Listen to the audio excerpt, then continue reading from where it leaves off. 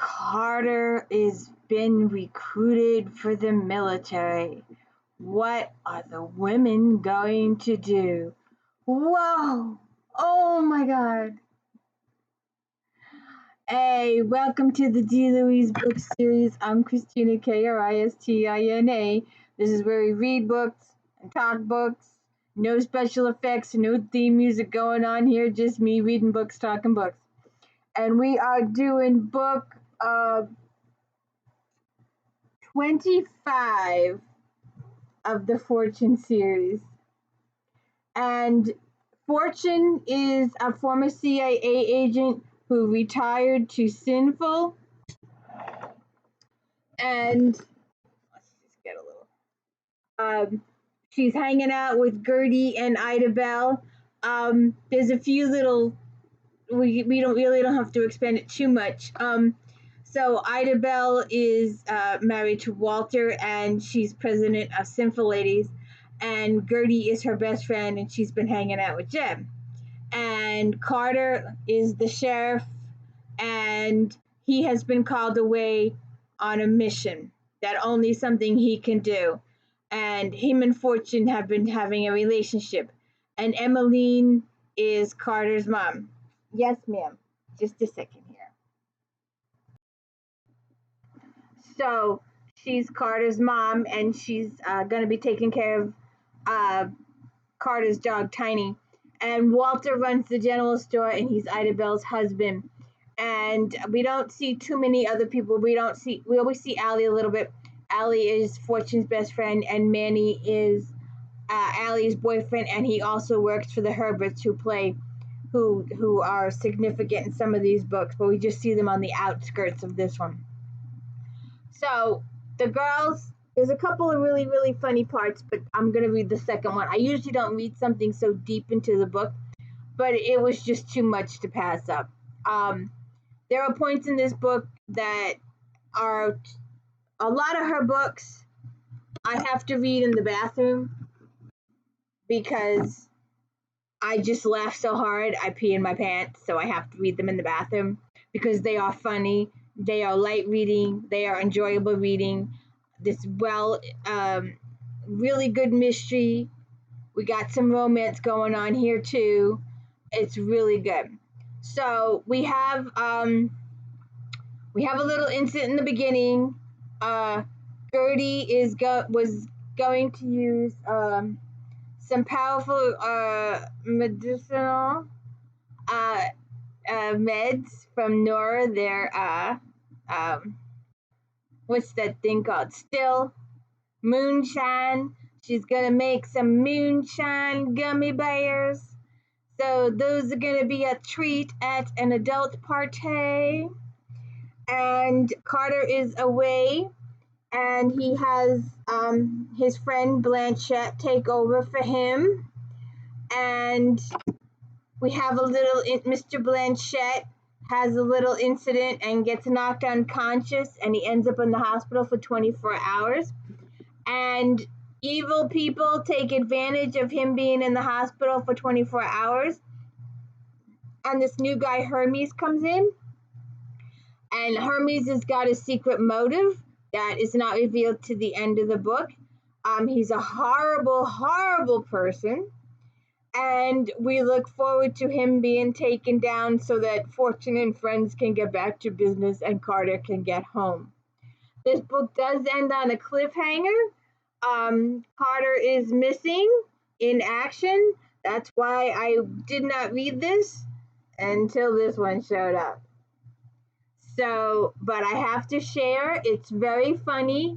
The Ida Bell and Gertie and the gang get in a lot of trouble. Oh, my glasses are filthy.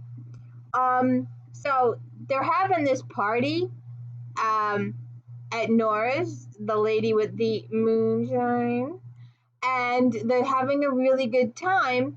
And this new fake sheriff who thinks he's the bee's knees decides he's going to break it up. And they get word, they have one of their friends works in the sheriff's department who gets word to them before he gets there. So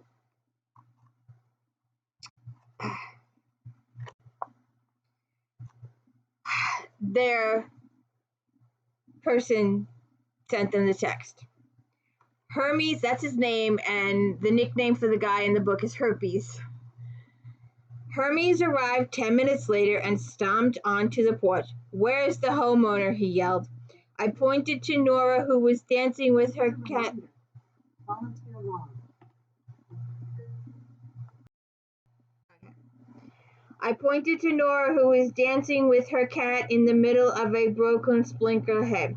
The cat was wearing Ronald's purple wig, Ronald, who was cheering on the two of them, using branches from her rose bush as pom-poms, and replaced the wig with Nora's potted ivy plant. Clearly, he'd been sampling from Nora's end of the buffet. Wink, wink. "Shut this thing down," Hermes yelled. "I want all of you out of here by the time I count to 10. I shrugged. It's not my house, and I'm enjoying the free entertainment, the liquor, and the snacks. There are two. Guess you'll have to arrest all of us. Going to be a long night for you with all that paperwork. And you're a bit short on room down at the jail.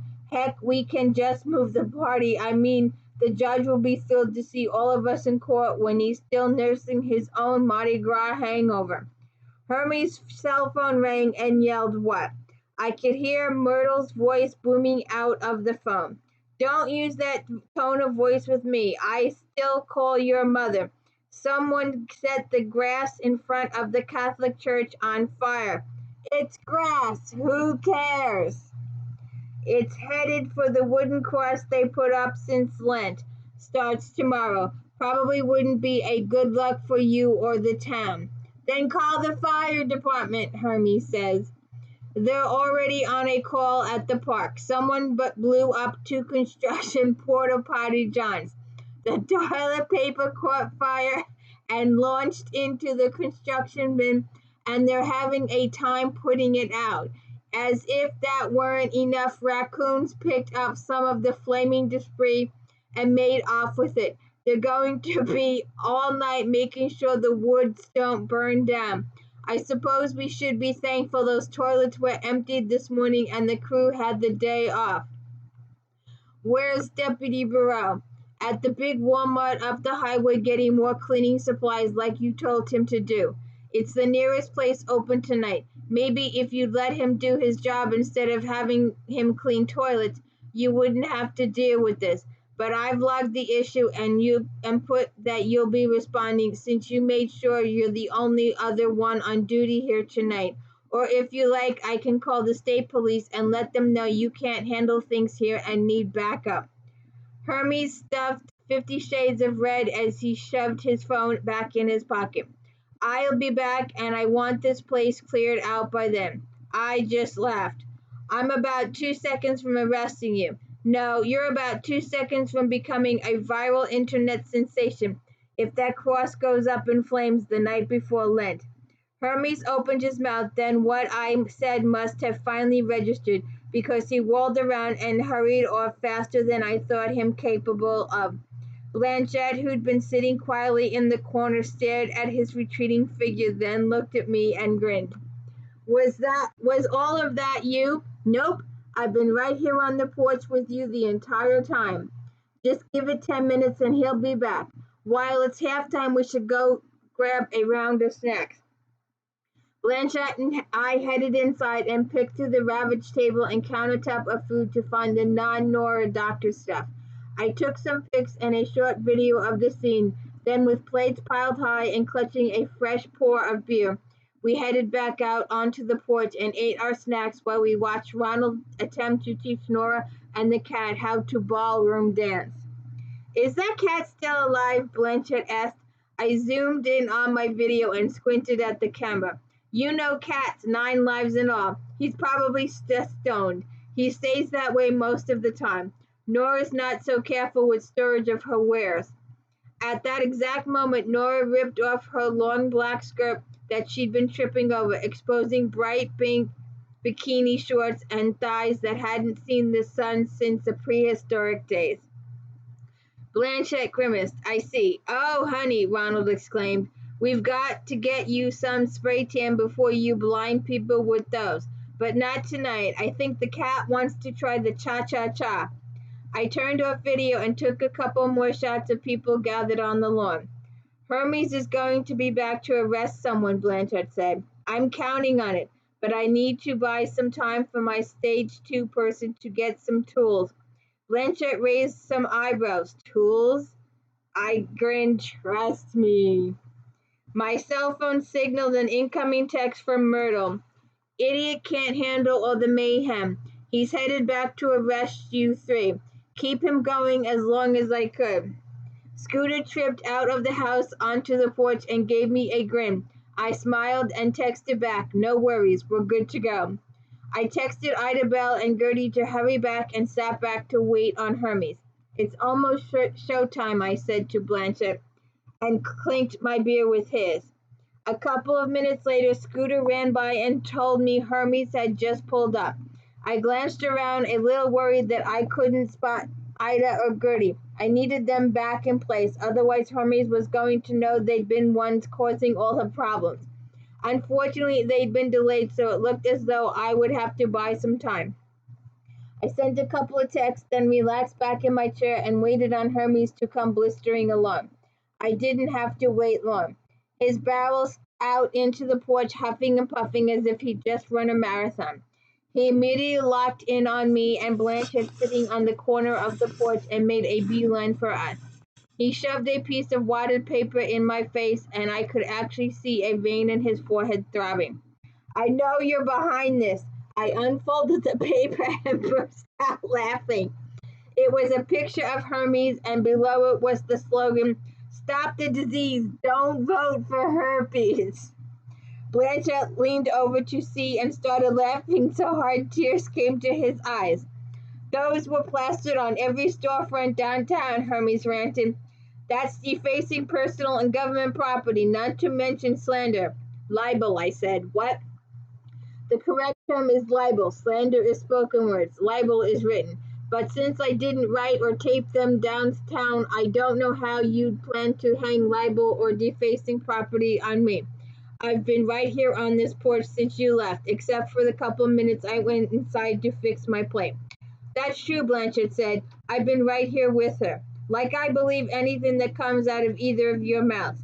I pulled out my cell phone and showed him my screen. You don't have to believe me. I've got a whole screen of proof right here. Then it was those other two under your orders. Where's the one who wears flannel? I don't see her playing cards anymore. He looked over at Walter, who just popped in the porch. Bathroom. All this time? He shrugged. Too many cookies and expensive whiskey. I tried to tell her, but it's a celebration.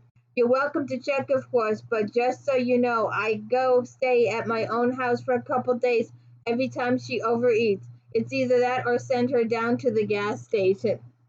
Blanchett let a strangled cry and hunched over, his shoulders shaking. Steam was practically coming out of his ears, and the other one? In the hot tub, I said. Go ahead and talk to her. Fair warning, though, everyone in there is naked and over 70. He hesitated for a moment, then whirled around just as Jeb stepped onto the porch, soaking wet and wearing a Mardi Gras mask over his important parts. Somebody done run off with my clothes, he said. Hopefully we'll find them before the night is over.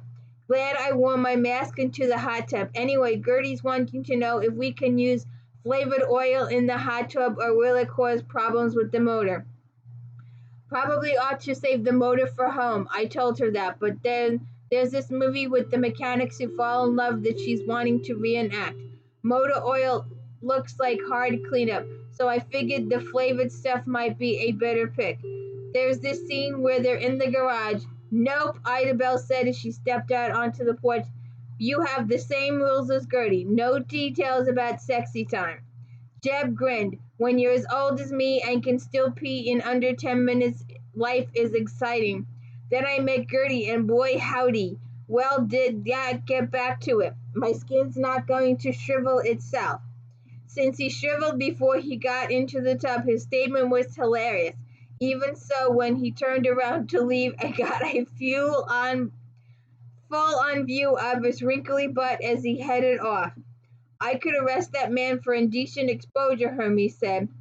You'd have to put him in your truck that way, I said, and technically a good attorney is going to argue he's wearing a G-string bikini since that mask plastic is up his butt. Blanchett, Blanchett fell out of his chair. Hermes glared at him, and I could tell he was attempting to come up with a reason he couldn't arrest him for laughing. When Nora and Ronald stumbled onto the porch, elbowing each other. "What fine gentleman do we have here?" Nora asked, batting her eyes at Hermie, since one of her fake eyelashes was currently resting on the end of her nose. It was an interesting visual. "I saw him first," Ronald said as he put one hand on his hip and tucked it out with a sexy smile. "But it's my house," Nora said. "I'm calling dibs on party favors. Come on, handsome. I just went into one of those sexy good parties and have a round of good stuff to try out." Ronald gave her a horrified look. "You can't put cheap party goods on your unmentionables. They chafe." "I got some stuff that will numb that right up," Nora said, then frowned. "But I guess that defeats the purpose, right? I'm going to have to think on that one. In the meantime, just plain naked works." She gave Hermes a sexy grin. "If you're going to arrest us, you have to start with her," I said. "After all, this is her place and her party." "This isn't over," Hermes said through gritted teeth. "Not by a long shot. I mean, it's not even midnight. Maybe I'll just take you in. I might not be able to charge you, but I could hold you overnight just because." Manny, who stepped back on the porch next to Allie, rose and took a step around us. "You should stick around," he said to Hermes. "I'd like to discuss the proposition you made to my girlfriend in her place of business in front of a dozen people. Or we could leave and discuss it, because unlike you, I prefer to handle my business without witnesses." Um, uh, Blanchett managed to crawl up from the floor, and we all ran through the house and made it to the front window just as Hermes stepped off the porch and got a good look at his truck, sitting on cinder blocks and missing all four wheels. A man and woman I didn't recognize were in the back seat, the windows were down, and the man was swinging a red bra out of it. "Hey, Uber guy, we've been waiting forever. She's got her bra off, man. Have a heart. Let's get this going." Gertie rushed into the living room, finally back from her reign of terror, and stared out the window. "Who the heck is that?" I started laughing so hard tears came to my eyes. "I have no idea. That wasn't me, I swear." "Looks like the Parkinson's grandson," Idabel said. "Makes sense. He's got a couple of DUIs. You gotta love it. You gotta love these books. They're so funny. Wouldn't you rather laugh than cry? Or laugh cry? You see those people on the internet. "I want a book that's gonna make me cry like crazy." I don't want a book that makes me cry like crazy. I want a book that makes me laugh like crazy. Laugh, laugh, laugh. Enjoy a book. But there is a cliffhanger about Carter. That's why we'll be going to this one soon. So please hit the like and subscribe and let me know I'm doing a good job, because this channel is going down fast. I could use some more likes and subscribes. Maybe we'll get somewhere. 4th of July, maybe? We'll get 200? Or God forbid, 300 or 400 or 500? Be nice. So please hit the like and subscribe. Thank you. Oh, wait a second. Here we go. Mushy says goodbye too. She's just a love. Have a good one.